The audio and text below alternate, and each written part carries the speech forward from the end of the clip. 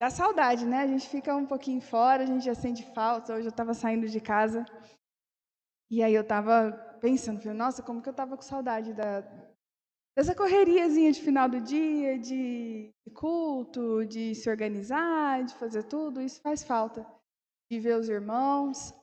Mas a gente também precisa, às vezes, dar uma descansada, né? Eu e o César, a gente tirou esse período de descanso. Comelança, né? No caso do César, né? Descanso mais ou menos, né? Porque assim, depois eu fico pensando, meu Deus, às vezes eu me meto em cada situação que só eu para explicar, né? Eu estava até falando para o Claudinei, eu fico brincando que o César tem uns parafusos a menos, mas eu tenho um pouquinho a mais. Que a Angela até brincou comigo, falando assim, nossa, Laís, eu não sabia que você gostava dessas coisas de aventura, de passeio, de trilha. Eu falei, não, Angela, eu não gosto. Não tem essa. Não é assim, nossa, eu não sabia que você gostava. Não, você está certo, eu não gosto. Eu falo assim, não, então foi o César que inventou? Não, fui eu que inventei.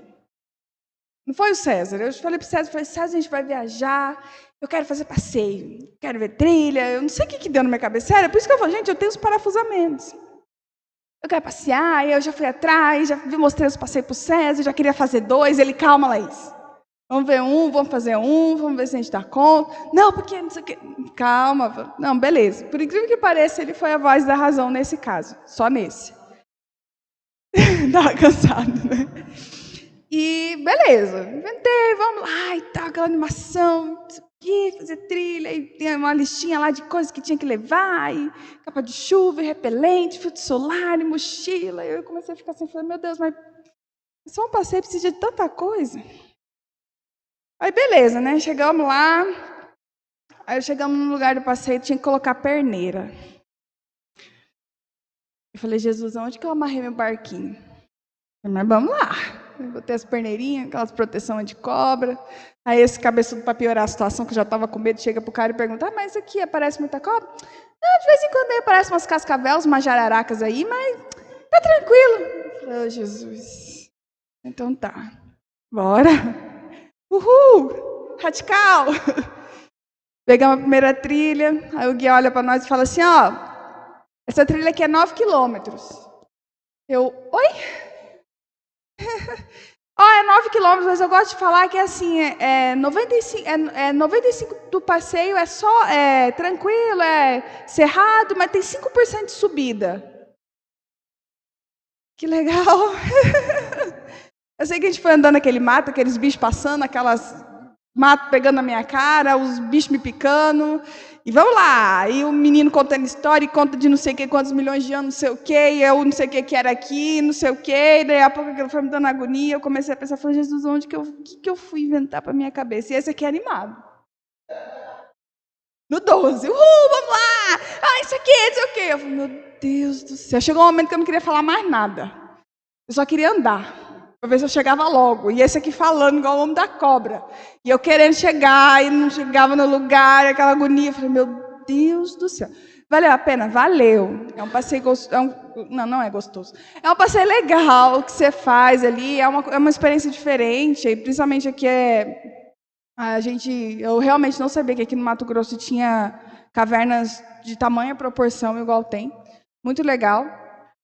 Foi uma experiência muito interessante. Tive também algumas experiências com Deus. Deus falou algumas coisas ao meu coração nesse passeio que eu achei muito legal.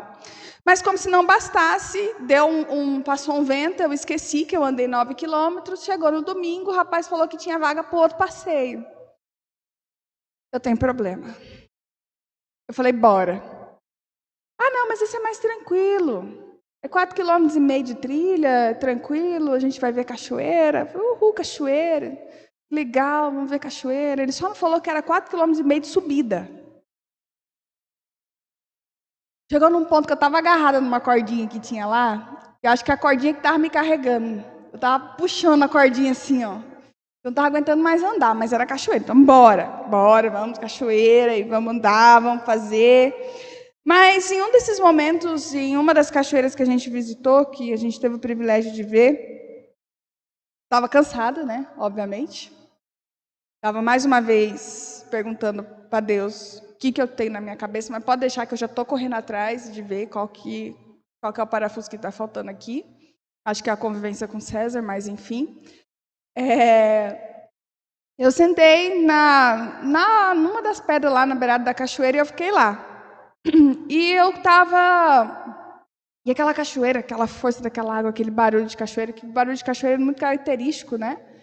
Ele é muito... Eu gosto, sempre que eu estou assim, em lugares de água, mar, cachoeira, assim, rio, e aquele som, eu lembro da Bíblia que fala que a voz de Deus é como o som de muitas águas. E realmente aquele som, assim, é muito característico, né? E eu sempre lembro muito disso. Eu estava sentada lá, só que eu estava sentada lá, olha, aquela água passando do meu lado, aquele monte de água passando do meu lado, e um monte de coisa também passando na minha cabeça. Um bilhão de coisas aí, eu pensando no que depois eu ia ter que fazer, como que ia ser esse ano. E meu coração já estava ali cheio de coisas, cheio de medos, de anseios, de perguntas. E o que eu tenho que fazer, qual que seria o meu próximo passo, o que eu ia fazer em fevereiro, o que eu ia fazer em março, o que eu ia fazer em abril, e o que eu tinha que fazer, o que eu deixei de fazer. E aquela coisa toda, eu estava ali naquele turbilhão também, e não estava nem notando que a cachoeira estava ali do meu lado. E de repente eu paro, eu olho aquela cachoeira e Deus trouxe uma percepção ao meu coração. Ele me trouxe a percepção que a minha vida era como aquela cachoeira. Que minha vida estava fluindo naquele fluxo constante e que eu, na minha insignificância, na minha pequenez, estava tentando controlar o fluxo de água da minha vida. E aí eu parei, eu dei uma olhada naquela cachoeira, eu decidi colocar a mão, e a hora que eu coloco a mão, a água era tão forte que ela puxou a minha mão para frente. E aí eu vi que por mais que eu tentasse, eu era tão pequena que a minha mão não conseguia construir nenhuma barreira para parar nem que fosse um pequeno fluxo de água. Ao contrário, a água escorria pelos meus dedos e, além de tudo, a força da cachoeira me empurrava para frente. E eu percebi naquele momento que eu estava fazendo isso com a minha vida. Eu percebi que aquelas inquietações, aquelas preocupações, aquelas coisas de que o que eu deveria fazer, como eu deveria fazer, qual que seria o próximo passo, como que eu deveria agir, que aquilo ali, na verdade, eram barreiras que eu estava construindo na cachoeira da minha vida e que, na verdade, estavam sendo insignificantes. Porque, no final das contas, a minha vida estava escorrendo pelos meus dedos. E, para piorar, a força da cachoeira estava me arrastando. Mas, entre tudo isso, surge a voz de Deus também no meu coração, a qual Ele me disse: eu posso parar essa cachoeira. Eu posso, com as minhas mãos, mudar o fluxo. Eu posso, com as minhas mãos, construir uma barreira, ou até mesmo fazer com que essa cachoeira pare. E eu posso fazer isso também com a sua vida. Você não pode. Eu posso. Eu posso construir as barreiras necessárias, os caminhos necessários, para que a sua vida continue correndo num fluxo constante e do qual eu tenha controle. Tem algumas passagens na Bíblia em que Jesus conseguiu acalmar as águas. E Deus, naquele momento, trouxe ao meu coração que Ele conseguia acalmar as águas do meu coração. Desde que eu permitisse. E eu percebi que se eu continuasse tentando controlar a minha vida, automaticamente eu seria afogada pelas demandas, pelos anseios, pelos medos de coisas das quais eu não posso controlar. Mas Deus controla. Aliás, Deus sabe aonde as cachoeiras desaguam e Deus sabe aonde a minha vida vai desaguar. Deus sabe aonde a sua vida vai desaguar. Ele sabe os caminhos que você vai trilhar. Ele sabe quais são os passos que você vai seguir. E Ele pede para que nós deixemos Porque Deus é aquele que não é sucumbido pelas águas. A força de uma cachoeira perto da força do nosso Deus não é nada. Mas às vezes a gente fica tão preocupado, tão cheio de demandas e querendo nos cercar de garantias de que o ano vai ser como nós queremos, que o amanhã vai ser como nós queremos, que a nossa vida vai ser do jeito que nós queremos, do jeito que nós planejamos, e nós vamos nos cercando de garantias, de autodefesas, e de repente, um pouquinho de força a mais faz com que nós percebamos que todo o nosso esforço, na verdade, foi em vão. E coincidentemente, ou não, eu acredito que não, nesse mesmo dia, Deus trouxe uma palavra ao meu coração. Está em Lucas, capítulo 9.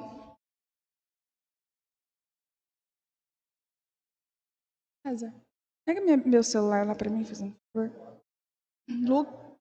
Não, eu tô com essa irritaçãozinha na garganta já faz um mês. Mas enfim. Deixa só o César trazer meu celular que eu queria... Isa, aí nesse aplicativo da Bíblia só tem a NVI ou já tem a NVT? Ainda não, né? Beleza. Lucas 9. Tem? Então abre para mim na NVT. Lucas 9, peraí que eu abri o versículo, o capítulo antes. 24.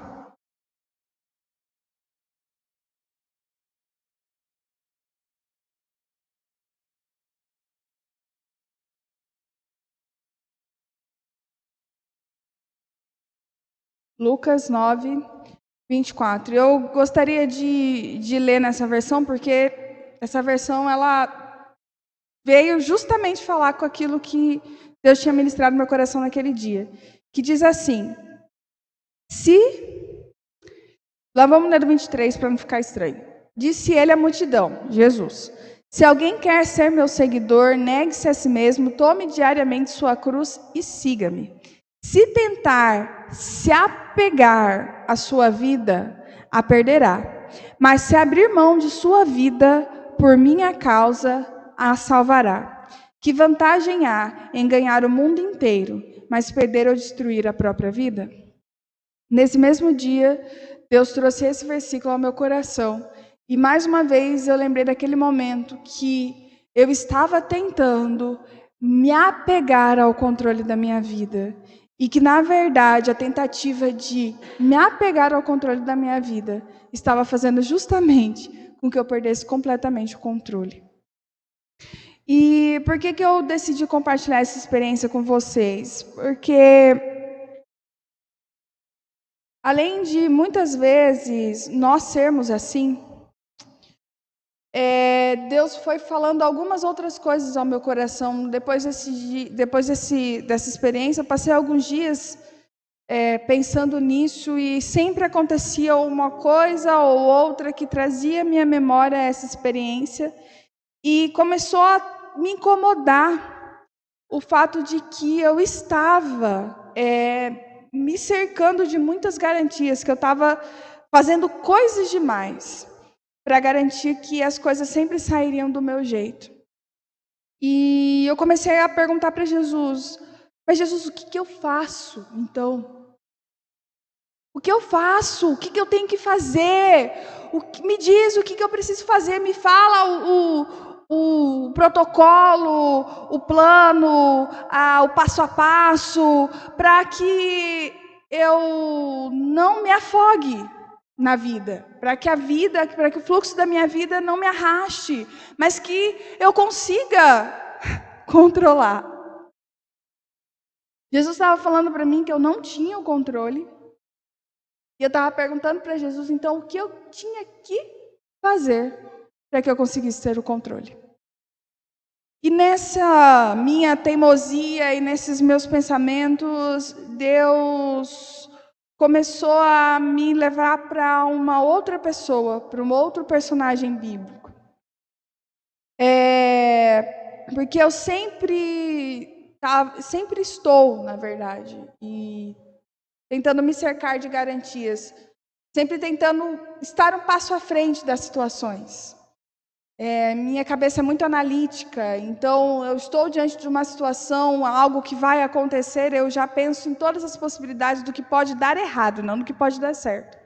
E eu tento me proteger e me cercar de garantias para garantir que as coisas aconteçam como eu gostaria. Então, assim, se eu fizer tal coisa e isso der errado, eu vou fazer tal coisa e eu vou garantir que que assim aconteça do meu jeito. E quando eu me vi, Deus falando para mim assim, que quando você se apega à sua vida, na verdade você a perde, eu já fiquei com medo. Eu falei, Deus, então eu estou me apegando demais e eu vou perder a minha vida. Então me diz o que eu tenho que fazer para eu não perder a minha vida. E então eu comecei a ficar pensando nisso. E aí eu comecei a perceber que, na verdade, eu estava fazendo perguntas e colocando coisas e funções na minha vida que Jesus nunca pediu. No fim, eu percebi que Jesus estava me convidando para sentar, observar, desapegar e deixar o que Ele faça por mim, o que eu não posso fazer. E foi nesse pensamento, dessa forma, que eu cheguei a uma pequena passagem bíblica, um texto muito pequeno que só aparece em um evangelho, mas que tem muitas coisas que teve muitas coisas para me ensinar. E eu espero que nessa noite ele também possa te ensinar. Está em Lucas. Pode ser na NVI agora, Thaís? Fazendo por favor. Lucas, capítulo 10.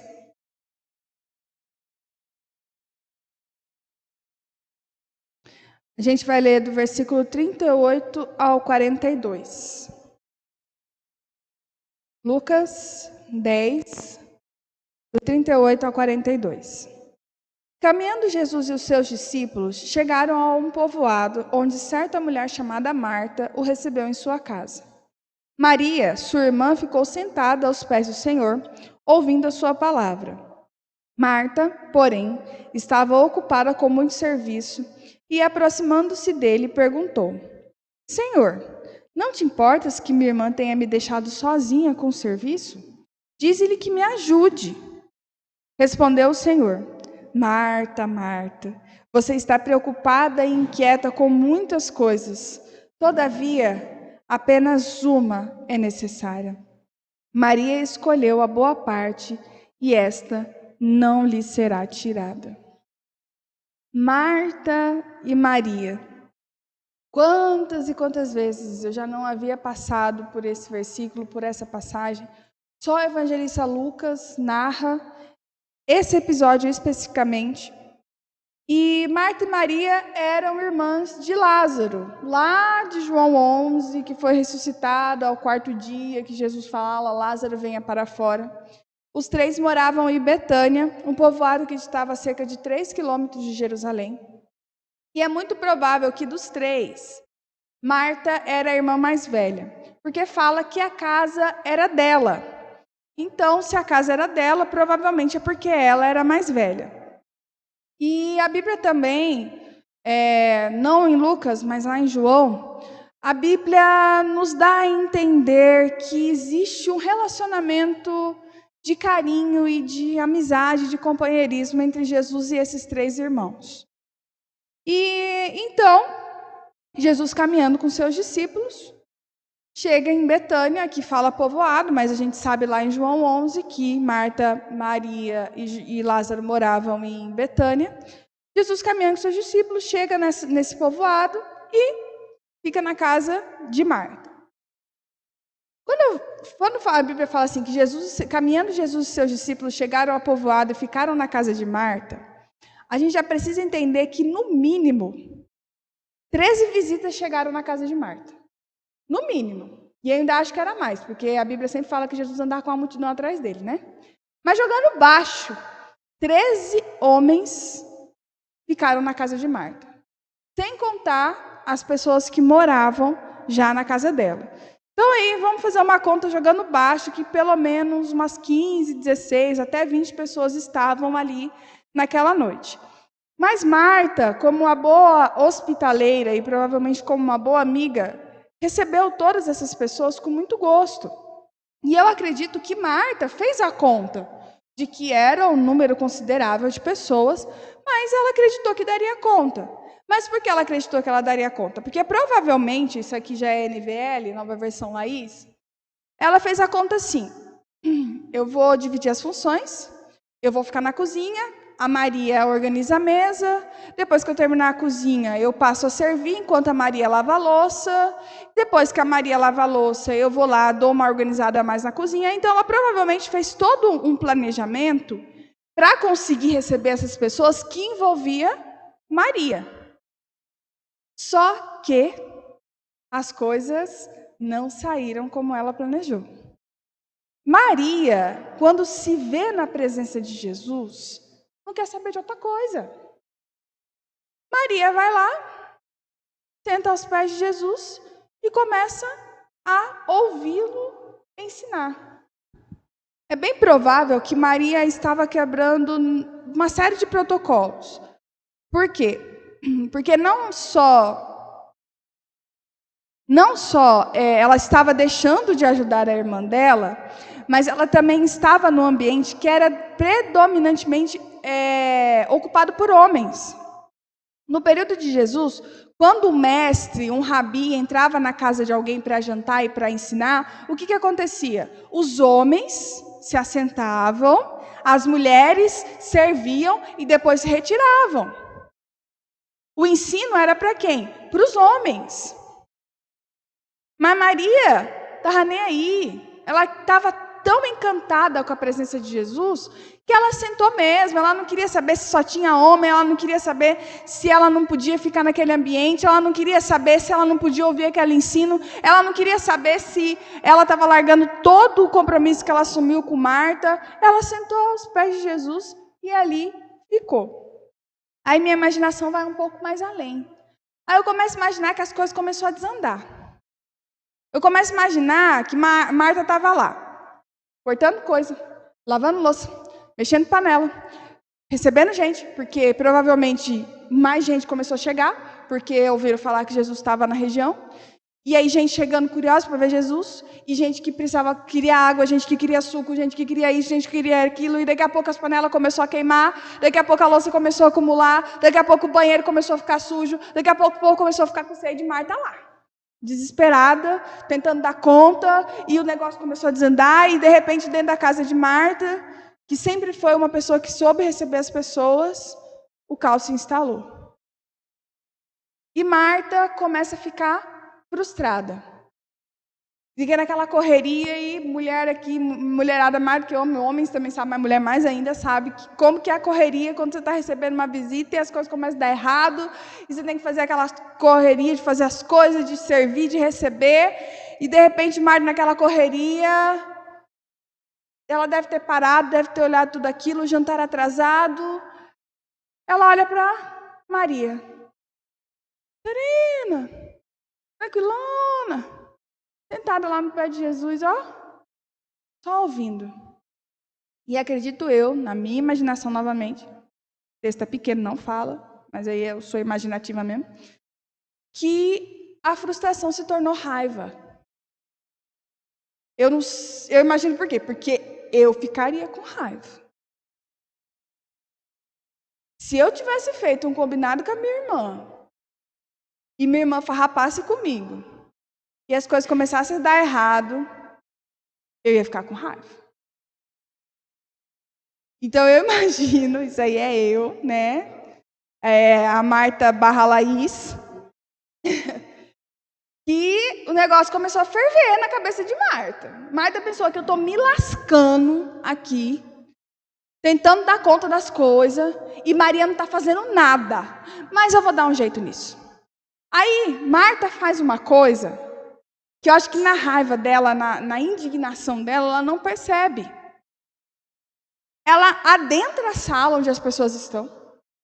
A Bíblia fala que ela interrompe Jesus. E fala, mestre, tu não te importas que minha irmã está aqui me deixando sozinha fazendo todo o serviço? Olha só. Nota. Marta estava tão apurada e tão distraída com as demandas e com todo o serviço, com todos os seus afazeres, com todos os seus deveres, que ela nem sequer sabia o que Jesus estava falando. E não só não sabia o que Jesus estava falando, como interrompe o que Jesus estava falando para trazer para si a demanda que ela estava precisando. Jesus, estou aqui sozinha, minha irmã está aí sem fazer nada, manda aí, fala aí, para ela levantar e vir me ajudar. Olha só. Mas Jesus, gosto demais de Jesus. Jesus, ele olha para Marta e enxerga que ela está agitada e preocupada. Jesus, quando vê Marta ali na sua frente, provavelmente com a mão na cintura, esperando Jesus mandar Maria levantar, Jesus olha para o semblante de Marta e Jesus não enxerga o caos que estava do lado de fora. Jesus enxerga os caos que está dentro do coração de Marta. Jesus consegue enxergar a inquietação e a preocupação que estava habitando o coração de Marta. Jesus não estava preocupado se a janta estava atrasada, se o banheiro estava sujo, se as visitas estavam com sede. Jesus não estava preocupado se Maria estava sentada aos seus pés. Quando Jesus é interrompido no seu ensino e olha para aquela mulher cheia de afazeres, ele enxerga na perfeccionista e organizada Marta o caos que existia em seu coração.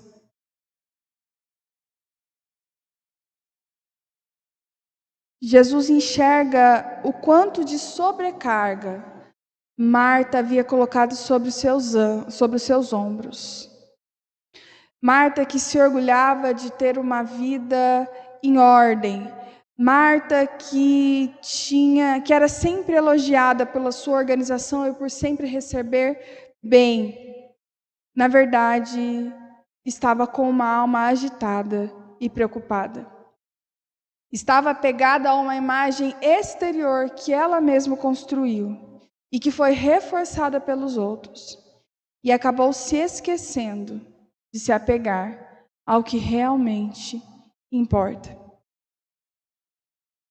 Jesus não estava desfazendo do trabalho de Marta. Às vezes, num passar de olhos muito rápido, pode ser que Jesus esteja falando: olha, Marta, o que você está fazendo não é importante.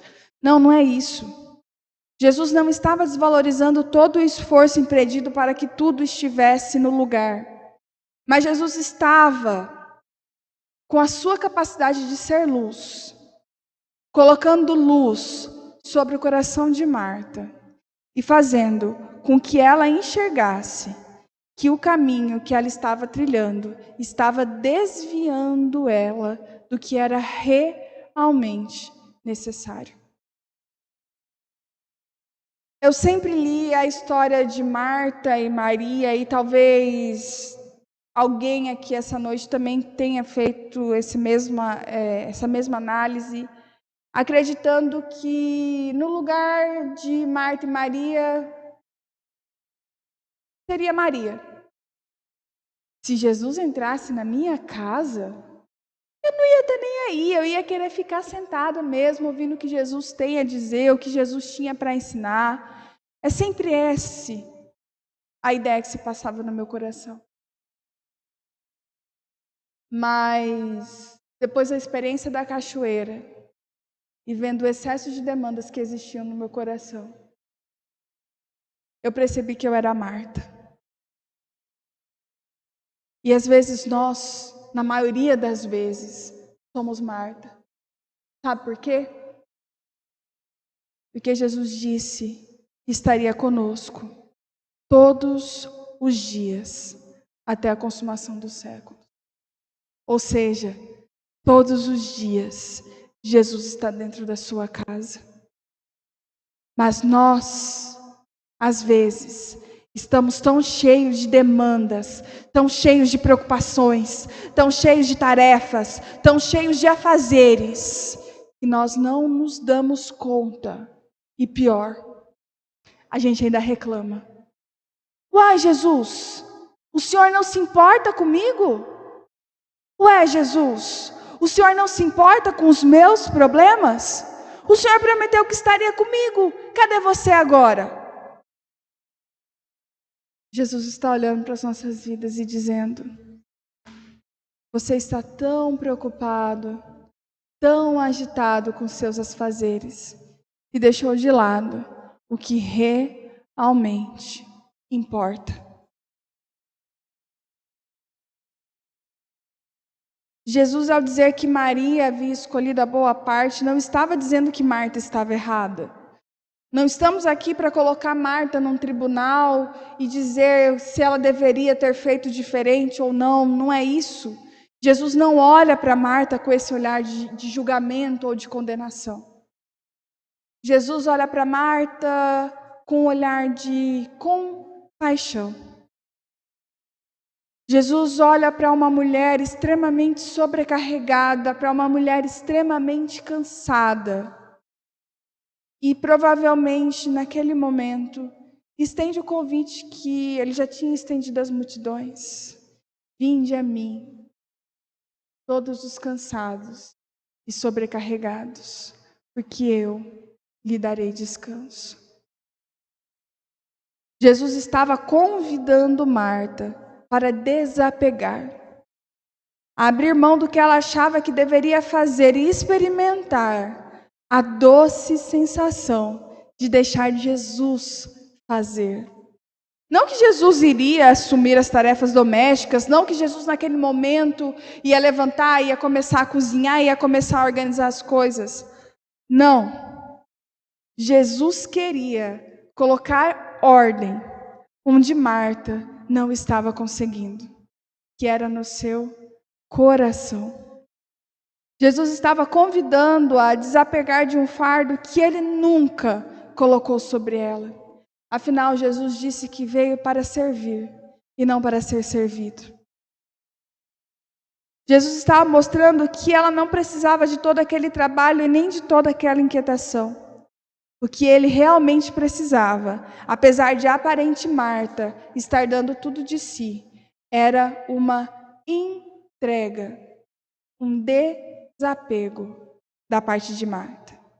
Jesus queria que Marta se desapegasse dos protocolos de como receber uma boa visita. Jesus queria que Marta se desapegasse do desejo de agradar todo mundo, pois o desejo de agradar todas aquelas pessoas estava distanciando Marta da voz do próprio Deus. Jesus queria que ela se desapegasse da falsa sensação de que ela sempre dava conta de tudo e de que tinha tudo sob controle. No meio de tudo aquilo, Jesus estava expondo que o excesso de coisas que estavam sobrecarregando o coração de Marta estava fazendo com que ela, perdesse a melhor parte. Em seu desejo de garantir que tudo ficasse perfeito, ela estava perdendo a perfeição que estava diante dos seus olhos. E assim somos nós. Passamos tanto tempo tentando controlar tudo que acabamos perdendo o que realmente importa. Passamos tanto tempo tentando construir represas, barreiras nas cachoeiras das nossas vidas, que acabamos perdendo justamente o prazer de viver e esquecemos que a construção de nossas vidas é ordenada por Deus e não por nós mesmos. Acreditamos que o nosso sucesso será medido pelo nível de coisas que podemos fazer. O que podemos controlar, pelas defesas e muralhas que podemos construir para garantir que a vida seguirá o fluxo que nós desejamos, quando na matemática do reino é completamente diferente. O nosso nível de sucesso, aos olhos de Deus, é medido pelo nosso nível de desapego. O quanto nós somos capazes de abrir mão. O quanto nós somos capazes de largar tudo para ouvir Jesus falar. Não importa o que os outros digam, não importa se o lugar é inadequado, não importa se os protocolos estão sendo quebrados, não importa se as tarefas estão se acumulando. A boa parte da vida está no fato de se desapegar de tudo para ficar aos pés de Jesus, ouvindo a sua doce voz. A profundidade de uma vida com Cristo não está no quanto nós podemos fazer por Ele, mas sim no quanto nós somos capazes de desapegar do controle de todas as situações, do governo de toda uma vida. Por isso que o capítulo anterior, que é o capítulo 9, que eu li no início, ele é na verdade o capítulo 10 é a continuidade do capítulo 9 que eu li no início. É por isso que quando Jesus se vê diante de uma multidão que estava acompanhando ele, ele olha para aquela multidão e os convida a segui-lo, mas os adverte: você quer me seguir? Existe uma cruz a se tomar. Você quer me seguir? O caminho que eu trilho é um caminho de esvaziamento. O caminho que eu vou seguir é um caminho onde a minha vida será perdida, para que muitas vidas sejam encontradas. Você quer me seguir?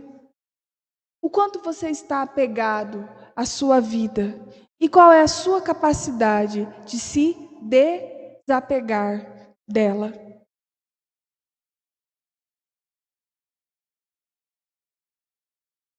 É viver no lugar do desapego, com o entendimento de que quem controla o fluxo é Deus e não nós. Que o falso engano de acharmos que podemos controlar alguma coisa só nos leva a sermos afogados pelas nossas próprias vidas. Quando Jesus fala que aquele que se apega à sua vida a perderá, Jesus está falando da estrada de sofrimento. Jesus está falando do esvaziamento. Mas Jesus também está falando da entrega do controle. Jesus está falando que Ele está na liderança desse caminho. E quem não está na liderança não assume as rédeas. Mas por que nós constantemente tentamos assumir as rédeas das nossas vidas? Por que às vezes num domingo nós cantamos: se eu me humilhar diante do teu altar e sacrificar tudo aquilo que me custar, aí segunda-feira você vai lá, apaga o sacrifício que você fez e pega o que você sacrificou de volta? Por que nós passamos tanto tempo vendo o fluxo da nossa vida correr, e ao invés de nós sentarmos e admirarmos a beleza da vida, nós ficamos calculando quantos diques, barreiras nós somos capazes de construir para que a vida flua do nosso jeito?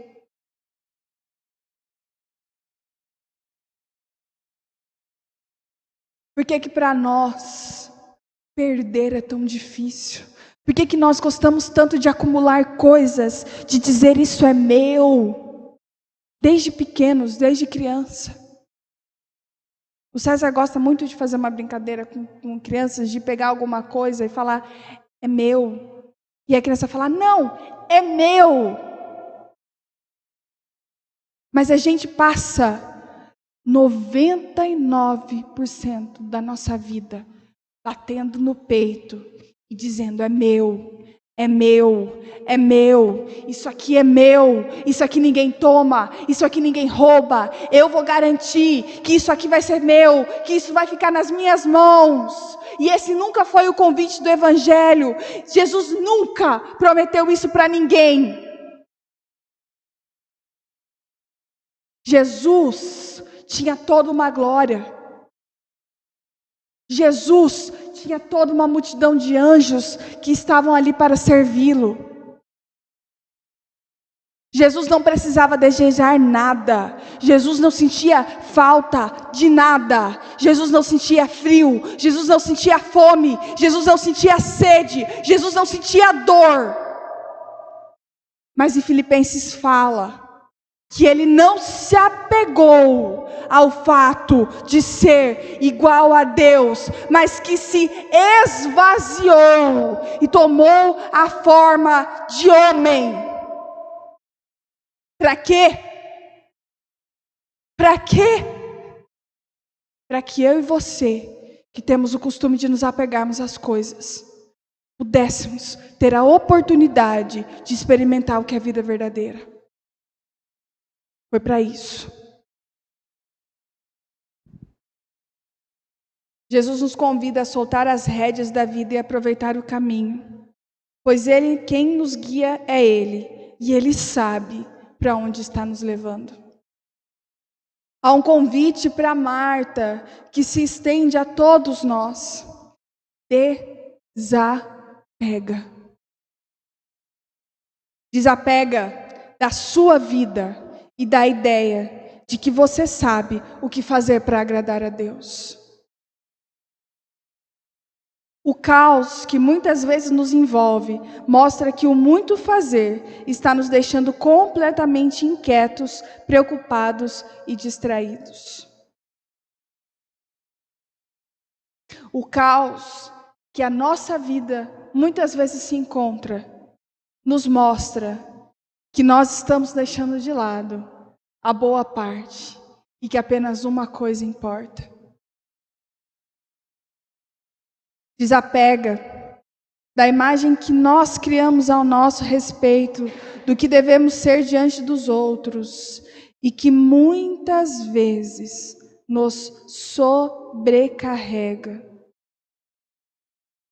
Boa parte do tempo, o desejo de agradar os outros se torna desagradável para nós. Sabe por quê? Porque nos coloca numa prisão de sempre ficarmos pensando, mas o que o outro vai pensar? Marta estava tão ansiosa em mostrar a perfeição de sua casa e o sabor de sua comida, que acabou que a presença de Jesus se tornou pesarosa para ela. Nunca, jamais, esse foi o desejo de Jesus. Marta acabou ficando com raiva da sua irmã e provavelmente ressentida com o próprio Jesus, porque Jesus era o responsável de tirar o auxílio que Marta precisava para fazer com que as coisas dessem certo. Mas no final das contas, Jesus, ao olhar com os olhos de amor para Marta, ao olhar para nós com seus olhos de amor, fala: eu não te pedi nada disso. Quando foi que eu te pedi para fazer as coisas que você tem feito? Quando foi que eu exigi de você esse excesso de afazeres que tem te sobrecarregado, te desgastado e te destruído?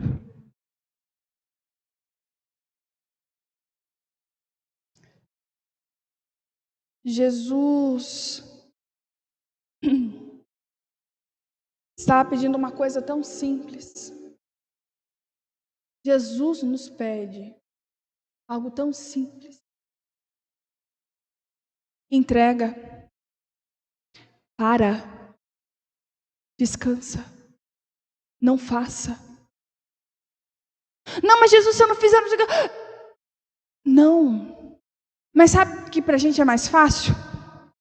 Para a gente é mais fácil a gente começar a seguir coachings que prometem destravar 10 anos da sua vida em um, e que cobram R$2.900 para destravar a sua vida, e que fala que você tem que subir o 4º morro mais alto do Brasil, porque você precisa, nesse processo, destravar os processos da sua mente. E você quase morrer nesse processo. Para a gente é mais fácil. Não é? É mais fácil, porque a quantidade de seguidores que esse cara tem, sinceramente, é mais fácil. É mais fácil subir um morro no nível de hipotermia do que a gente parar, se colocar aos pés de Jesus e descansar. Jesus nunca prometeu destravar 10 anos da sua vida em um. Jesus nunca prometeu que vai dar tudo que você sonha. Jesus nunca prometeu te dar o carro do ano, a casa do ano, a roupa do ano, o celular do ano. Jesus nunca prometeu sucesso financeiro na sua vida. Sabe o que Jesus prometeu? Salvação. Sabe o que Jesus prometeu? Vida eterna. Sabe o que Jesus prometeu? Vida verdadeira. Mas sabe o que também Jesus disse? Desapega. Sabe o que Jesus também disse? Não se apegue à sua vida, porque é nesse processo que você está perdendo ela. E Jesus também disse que muitos messias apareceriam, prometendo destravar processos da sua mente. Cuidado, cuidado. 5 minutos de evangelho são só apenas necessários para nós percebermos que esse não é o discurso de Jesus. Desapega do engano de acharmos que sabemos como agradar a Deus e deixar que Ele nos conduza. Desapega das garantias que nos cercamos e das defesas que construímos. Desapega do desejo que temos de ter Jesus em nossa casa, mas dentro dos nossos termos. Dentro das nossas regras. E não como o Senhor absoluto de tudo. Desapega, sabe do quê? Do nosso desejo de usarmos Jesus como escada para o nosso sucesso pessoal e como garantia de um bom status perante os outros. Ah, mas eu sou cristão. Ah, eu sou crente, eu faço tudo certinho, você tem que acreditar em mim porque Jesus veio na minha casa. Desapega. Jesus não está interessado no que podemos fazer, nas boas ações que fazemos, nos dízimos que damos. Calma. Não estou dizendo que nós devemos deixar de fazer essas coisas. Mas tudo isso deve ser apenas o reflexo do quanto nós estamos entregues nas suas mãos. Do quanto nós já nos desapegamos de todas as coisas. Pois quando as nossas vidas, que é o principal, já está nas mãos deles. Aquele que já se desapegou da sua vida, não tem mais nada a perder. Por isso, todo o tempo desprendido, todo o dinheiro dado, já pertence a Jesus. E é interessante que os religiosos do tempo de Jesus e também dos nossos tempos, infelizmente, eram capazes de derramar vultosas ofertas no gasofilácio, Eram capazes de passar horas em orações repetitivas e longas. Eram capazes de passar de capa a capa o que a lei e os profetas diziam. Eram capazes de jejuar por horas e por dias e até extrapolar a necessidade de jejuar. Mas havia algo tão simples, algo que eles não eram capazes de fazer e que fez com que eles perdessem justamente o principal. E que quase Marta perdeu: a grandiosidade de estar na presença de Jesus. Tudo porque eles não eram capazes de desapegar. Hoje em dia, a nossa sociedade tem capacidade de subir morros. A nossa sociedade tem capacidade de derramar grandes quantias na mão de pessoas que têm a chave para o sucesso e que falam até mesmo em nome de Deus. Mas não tem coragem de fazer uma coisa tão simples, que é se colocar na presença de Jesus. O que eles não conseguem entender e o que eles não conseguiram fazer foi entregar o coração. E os religiosos da época de Jesus, no desejo de garantir que as coisas continuariam do jeito que eles consideravam mais apropriado, entregaram Jesus, a verdadeira vida, à morte, sem saber que, na verdade, quem estava perdendo a própria vida eram eles. Você acredita que pertence a Cristo? Qual é o seu nível de desapego e de entrega? Até onde você consegue ir? Até onde você consegue chegar? Se Jesus te convidasse hoje a parar tudo, a deixar tudo, seus planos, seus sonhos, seus projetos, seus afazeres, seus bens, sua vida, aos pés dele, você conseguiria? Se Jesus hoje falasse para você deixar tudo de lado, até mesmo aquilo que você acredita que está fazendo para Ele, você aceitaria? Ou você acredita que para merecer o amor de Cristo você precisa fazer algo?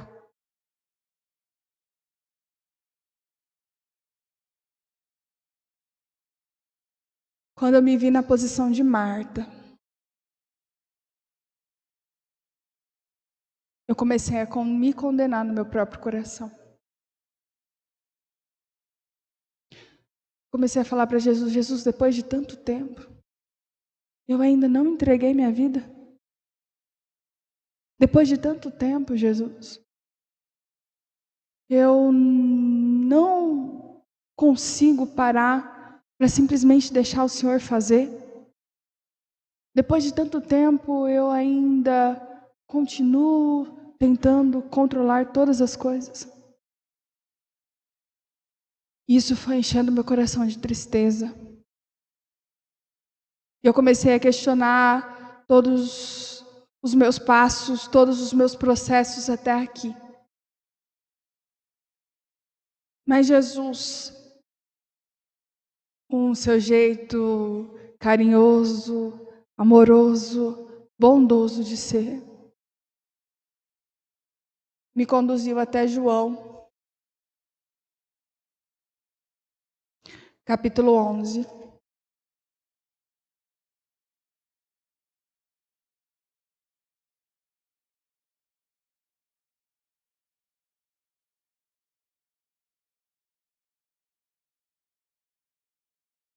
Versículo 5. João 11, versículo 5. E diz o seguinte: Jesus amava Marta.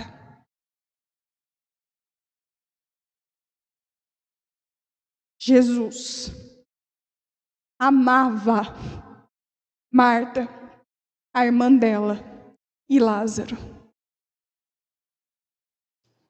Jesus amava. Jesus ama a Laís.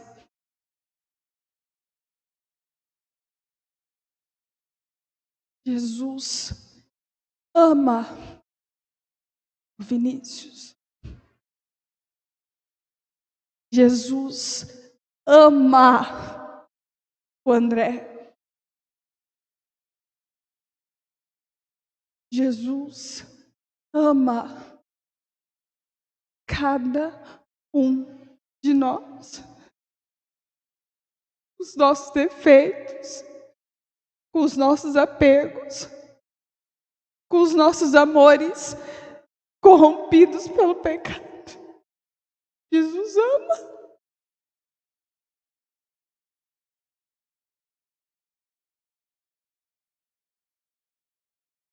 Não pelas coisas que Marta fazia,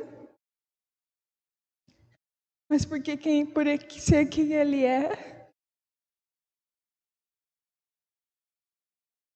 Que a Bíblia fala que Deus é amor. E o que sai dele é só amor.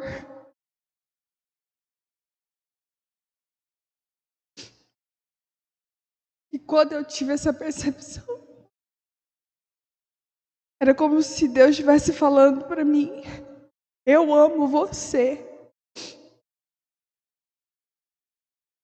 Mesmo com seus excessos de afazeres.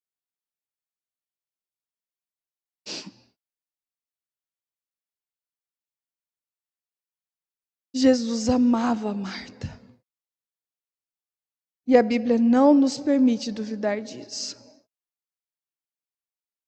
Mas não por causa do seu excesso de trabalho, não por algo que ela tenha feito, não pelo sabor da sua comida, nem pela sua capacidade hospitaleira. Mas é porque tudo tem a ver com Ele. Tudo tem a ver com Jesus. O que muitos deixaram de perceber e o que eu passei muito tempo fazendo foi a pergunta: Mestre, o que eu devo fazer para herdar a vida eterna? Mestre, o que eu posso fazer para recebê-lo em minha casa? O que eu posso fazer para merecer estar diante da tua presença? O que eu devo fazer? Quando, na verdade, o certo é se prostrar aos pés de Jesus e dizer: Jesus, dá-me a vida eterna. Quando entendemos isso, nós seremos libertos da ideia de que temos que estar fazendo o tempo todo algo para chamar a atenção de Deus. Perceberemos que é impossível herdar a vida eterna através do fazer, do apego. A salvação não está em algo que nós podemos fazer, e sim no que Jesus já fez por nós. E é assim que nós mudamos o mestre, não te importas, para mestre, estou aqui para você me refazer. Mestre, estou aqui para me desapegar, esquecer jantares, esquecer afazeres, esquecer deveres e me lançar aos teus pés. Mestre, estou aqui para me perder e para que o Senhor possa fazer de mim o que eu sozinho não consigo fazer.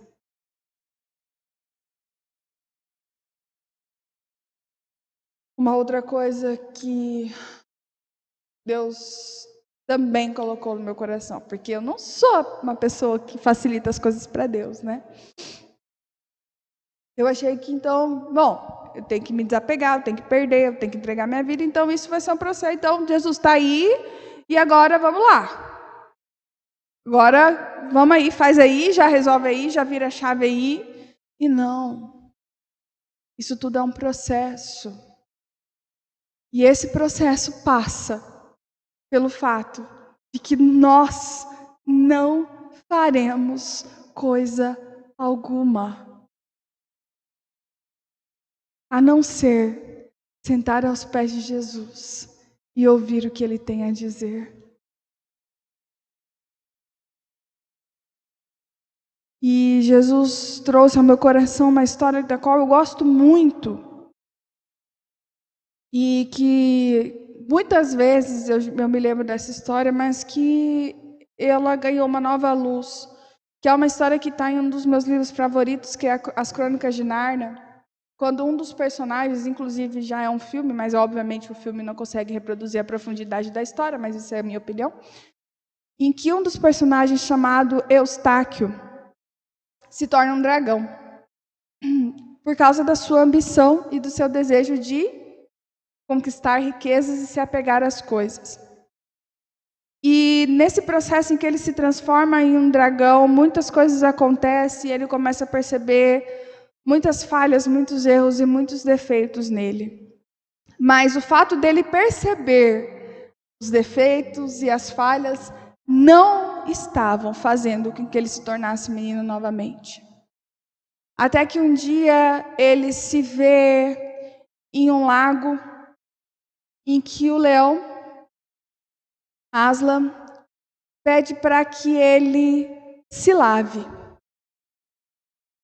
E ele começa a se lavar, e dentro daquele processo em que ele começa a se lavar, as escamas de dragão começam a cair, e ele começa a pensar: eu vou me tornar menino novamente.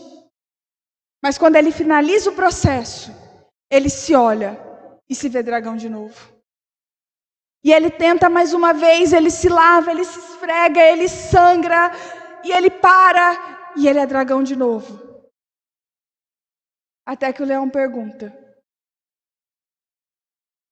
eu posso fazer?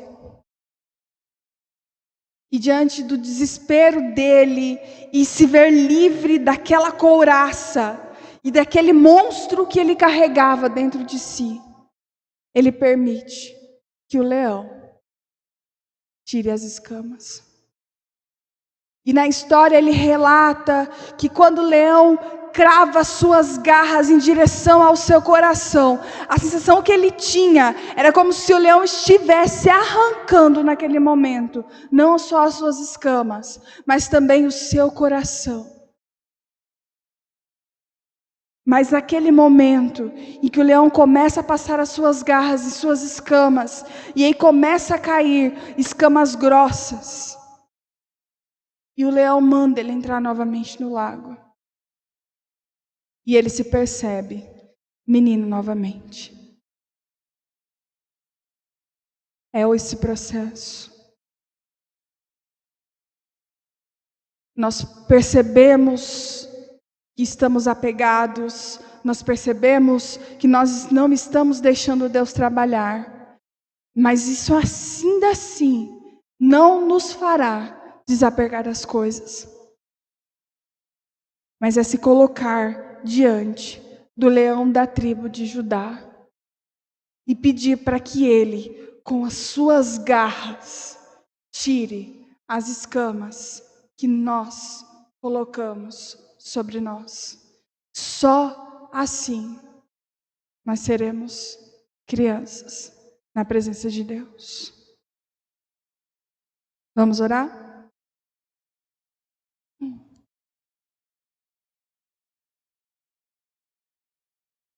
Eu podia dizer nesse momento que eu faria a oração do destrava-mente. Eu podia dizer neste momento que eu tenho as palavras certas para que você entre nesse processo de desapego.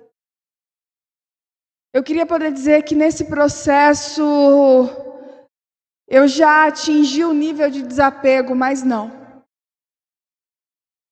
Não. Eu ainda estou na beira do lago, cheia de escamas, tentando me lavar com as minhas próprias mãos. Eu ainda estou tentando encontrar alternativas, encontrar meios, jeitos e processos para que Deus não precise fazer. Mas Jesus está olhando para mim e falando: Laís, Laís, Você está inquieta e preocupada com tantas coisas, quando uma coisa só importa.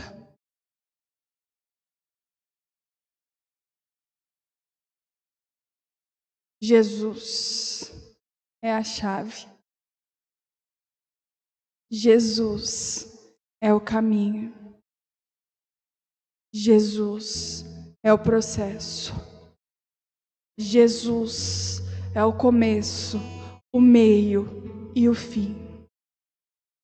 Não há outro meio, não há outra forma, não há outra saída. Jesus está hoje nos convidando a experimentar a boa parte da vida. E Ele nos garante que quando nós chegarmos nesse lugar, isso não nos será tirado. Eu não posso fazer por você, porque eu também não posso fazer por mim. Mas Jesus pode. E primeiro, Jesus está dizendo que ama você, com as suas falhas, com seus defeitos, com seus medos, com as suas inseguranças. Mas segundo, Jesus também está dizendo: eu estou aqui para fazer por você o que você não consegue fazer. Você quer? Nesse processo, tem uma cruz, tem uma perda e tem renúncia. Mas eu te garanto que eu vou fazer você chegar lá. É isso que Jesus promete. Senhor Deus, nosso Pai, nos colocamos diante de Ti, Senhor. Eu me coloco diante de Ti. E o que eu só posso dizer é: faça o que eu não consigo fazer, Jesus. Faça por aqueles que nessa noite anseiam, porque assim como Marta estão cansados, estão frustrados, estão, ó Deus, indignados, estão com raiva. Deus, faça por aqueles que desejam, Senhor, encontrar prazer na Tua presença, Deus. Faça, Senhor, porque nós não conseguimos fazer. Nós sabemos, Deus, que nós temos que desapegar. Nós sabemos, Deus, que nós temos que abrir mão. Nós sabemos, Deus, que nós temos que perder para ganhar. Mas, Deus, nós não sabemos como fazer. Porque o mundo lá fora, a vida tem nos ensinado a reter, a garantir, a nos proteger, a não perder. Mas a Tua palavra o tempo todo nos convida, Deus. A Tua palavra nos diz que é através de Ti, e que tudo que precisava ser feito já foi feito, através do Seu sangue derramado naquela cruz. Pai, por isso nos ajude, Deus. Nos ajude, Deus, a nos livrar do engano que nós estamos fazendo as coisas para chamar a Sua atenção, mas que nós possamos entender que a partir de hoje nós fazemos as coisas porque nós já temos a Sua atenção, porque nós já temos o Teu amor, porque nós já temos a Sua graça, porque nós já temos a Tua misericórdia. Ajuda-nos, Deus, a entender, ó Deus, que quando nós estamos entregando as coisas, nosso tempo, o nosso esforço nas Tuas mãos, é porque a nossa vida já está entregue em Tuas mãos, e por isso não temos mais nada a perder, Pai. Ajuda, Senhor, a encarar e enfrentar o processo de perda que resulta em ganho, Pai. Ajuda-nos, Deus, a nesse processo ouvir a Tua voz que diz: filho, eu amo você, e é isso que importa. Ajuda-nos, Senhor. Ajuda-nos, Pai, porque sem Ti não somos nada. Ajuda-nos, Deus, quando o medo vier, quando vozes se levantarem para dizer que nós não podemos abrir mão das nossas vidas. Ajuda-nos, Deus, quando a nossa mente começar a calcular todos os riscos e todos os danos desse processo.